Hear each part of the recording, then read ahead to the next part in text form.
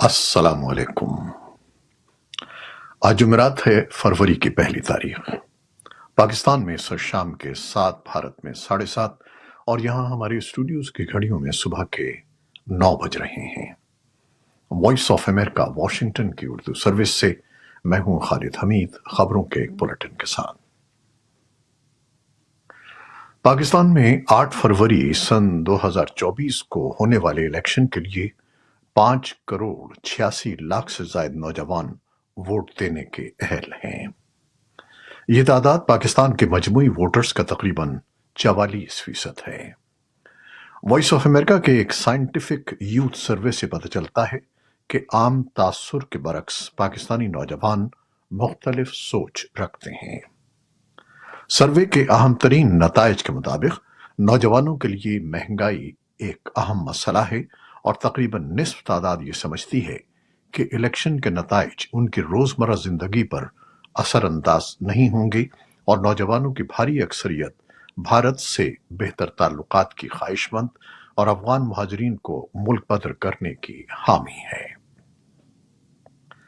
पाकिस्तानी नौजवानों की अक्सरियत फौज और सुप्रीम कोर्ट पर एतमाद करती है, जबकि पार्लिमान और विफाकी हुकूमत पर एतमाद करने वाले नौजवानों की शरह उनके मुकाबले में कम है। वॉइस ऑफ अमेरिका के यूथ सर्वे में पाकिस्तान में 18 से 34 बरस की उम्र के अफराद से ये भी पूछा गया था कि उन्हें किस इदारे पर कितना एतमाद है। सर्वे के मुताबिक 74% नौजवान पाकिस्तान की फौज पर एतमाद करते हैं। हर 10 में से 5 नौजवानों को सियासी जमातों पर एतमाद है। मजीद तफसीलात जानने के लिए आइए हमारे social media platforms VOA Urdu और हमारी वेबसाइट urduvoa.com पर। अमरीकी वजारत खारजा के तर्जुमान मैथ्यू मिलर ने कहा है कि जैसा कि हमने पहले भी एक बयान में कहा था कि हम PTI पार्टी के जलसे पर हमले से मुतासिर होने वालों के साथ अपनी गहरी हमदर्दी का इजहार करते हैं। हम इंतखाबी अमल को नुकसान पहुंचाने वाले किसी भी तशद्दुद की पुरजोर मजम्मत करते हैं। उनका कहना था कि हम पूरे खित्ते में दहशतगर्द गिरोहों के मुश्तरका खतरे से निमटने के लिए पाकिस्तान के साथ मिलकर काम करने के लिए पुरअज़्म हैं और हम दहशतगर्दी से निमटने के लिए हुकूमत पाकिस्तान की कोशिशों की हिमायत करते हैं। मैथ्यू मिलर ने मुल्क की हंगामाखेज सियासी सूरत हाल से मुंसलिक पाकिस्तान में मोहलिक तशद्दुद के तनाजुर में अमरीका की जानिब से भी ताज़ियत का इजहार किया। उनका कहना था कि हालिया दिनों में इंतखाबी रैलियों पर हमले हुए हैं। पाकिस्तान के साबिक वजीर आजम इमरान खान को बुध को बदउनवानी का मुजरिम पाया गया है और उन्हें 14 साल कैद की सजा सुनाई गई है। इमरान खान की पार्टी के एक उम्मीदवार रेहान ज़ेब को बुध को शिमाल मगरबी पाकिस्तान में गोली मारकर हलाक कर दिया गया है। एक दिन पहले जुनूब मगरबी सूबे बलूचिस्तान में खान की पार्टी, जिसे पाकिस्तान तहरीक इंसाफ के नाम से जाना जाता है, उनकी रैली के शुरका के करीब सड़क किनारे नस्ब बम फटने से 4 अफराद हलाक हो गए हैं। मैथ्यू मिलर ने कहा कि पाकिस्तानी अवाम को इंतकाम या तशद्दुद के खौफ के बगैर अपना लीडर मुंतखब करने का हक हासिल है। पाकिस्तान में 8 फरवरी को होने वाले आम इंतखाबात एक ऐसे वक्त पर हो रहे हैं जब पाकिस्तान एक माशी बहरान से लड़ रहा है। पाकिस्तान की सियासी जमातों को बुनियादी तौर पर मुल्क के अंदर और बैरून मुल्क अमीर उम्मीदवारों और अतिया दहिंदगान की तरफ से फंड्स फराहम किए जाते हैं, लेकिन इंतखाबात की तारीख के हवाले से गैर यकीनी सूरत हाल ने इस फंडिंग को मुतासिर किया है। अगस्त में पार्लियामेंट तहलील होने के बाद इंतखाबात नवंबर में होना थे, लेकिन मरदमशुमारी की वजह से ये फरवरी तक मुलतवी कर दिए गए। जनवरी में पाकिस्तान के सेनेट के अरकान ने सिक्योरिटी वजूहात का हवाला देते हुए मजीद ताखीर का मुतालबा किया। ताजरों और उम्मीदवारों का कहना है कि खान की PTI की अदम मौजूदगी और सियासी तौर पर ताकतवर इस्टेब्लिशमेंट के इक़दामात ने भी इंतखाबी मुहिम को मुतासिर किया है। बैनुल-अक़वामी मालियाती फंड IMF ने अपनी ताज़ा तरीन ग्लोबल आउटलुक अपडेट में پاکستان کی معاشی نمو یعنی GDP کے شرح نمو کو 2.5% سے کم کر کے رواں مالی سال میں 2% کر دیا ہے۔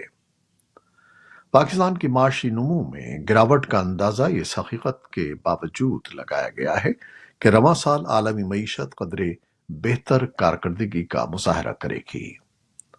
عالمی قرض دہندہ ادارے کا یہ تخمینہ موجودہ مالی سال کے لیے حکومت پاکستان کے تخمینے یعنی 3.5% سے کافی کم ہے، تاہم ملک کے مرکزی بینک نے مالی سال کے لیے 2 سے 3% کے درمیان معاشی نمو کی پیشگوئی کی ہے۔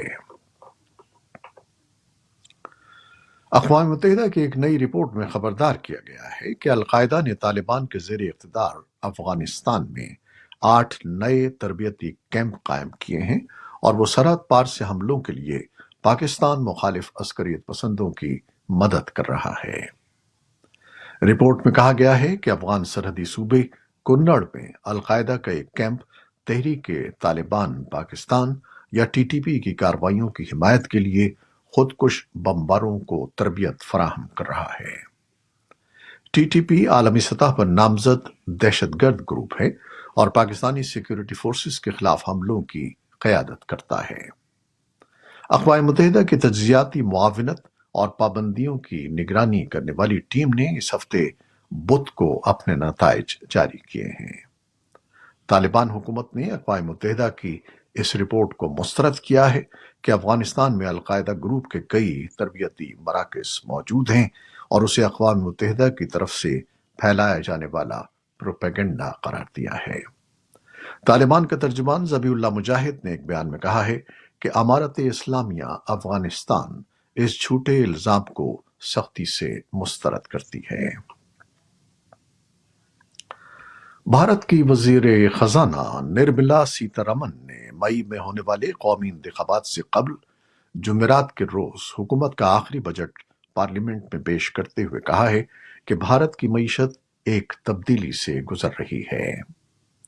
سن 2024-25 کے عبوری بجٹ کو وزیر اعظم نریندر مودی کی حکمراں جماعت کے لیے ایک اقتصادی منشور کے طور پر دیکھا جا رہا ہے اور یہ مالیاتی استحکام، قرضے لینے اور مستقبل کی ٹیکس پالیسی کے لیے اپنے منصوبوں پر مارکیٹ کو ایک ہدف دے گا۔